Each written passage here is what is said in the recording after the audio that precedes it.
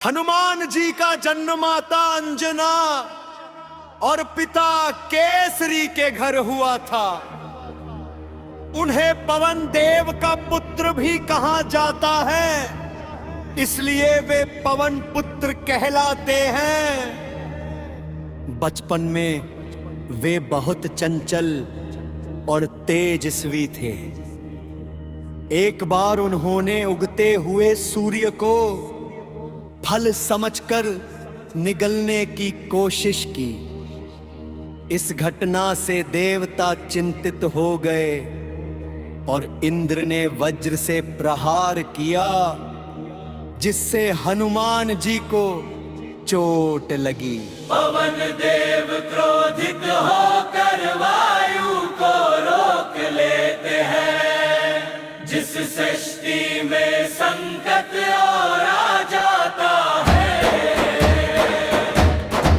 तब सभी देवताओं ने हनुमान जी को अनेक वरदान दिए, असीम शक्ति, बुद्धि और अमरता।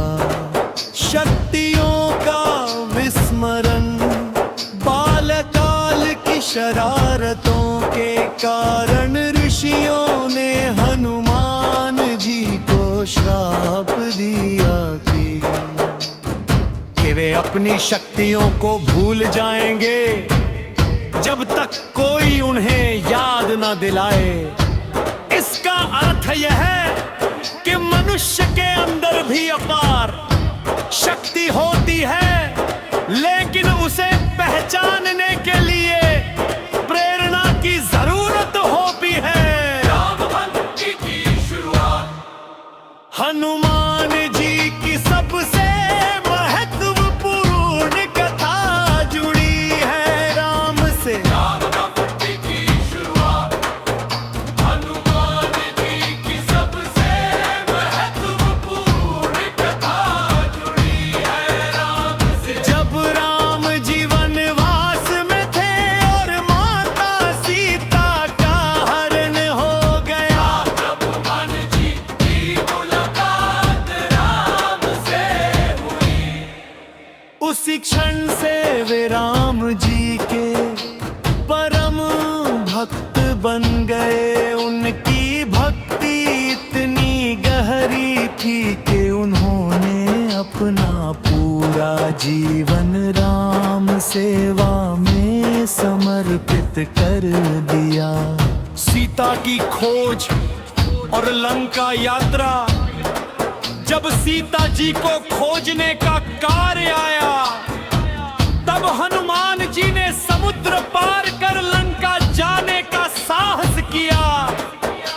ये उनकी भूली हुई शक्तियों के जागरण का प्रतीक है।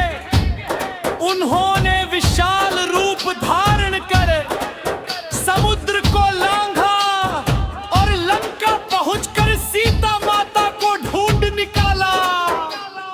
कौन हो सीता को राम जी का संदेश दिया और उन्हें आश्वासन दिया कि राम जल्द ही उन्हें बचाने आएंगे। लंका दहन लंका में हनुमान जी ने रावण के दरबार में जाकर राम का संदेश दिया, रावण ने उनका अपमान किया और उनकी पूंछ में आग लगा दी।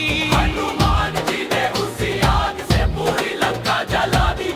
ये घटना बताती है कि अन्याय और अत्याचार का अंत निश्चित है। संजीवनी बूटी लाना राम रावण युद्ध के दौरान। जब लक्ष्मण जी घायल हो गए, तब हनुमान जी संजीवनी बूटी लाने के लिए हिमालय गए। वे पहचान नहीं पाए कि कौन सी जड़ी बूटी है, इसलिए पूरा पर्वत ही उठा लाए। इससे लक्ष्मण जी की जान बच गई। ये घटना उनके समर्पण और परिग्रह करने की क्षमता को दर्शाती है। भक्ति और विनम्रता का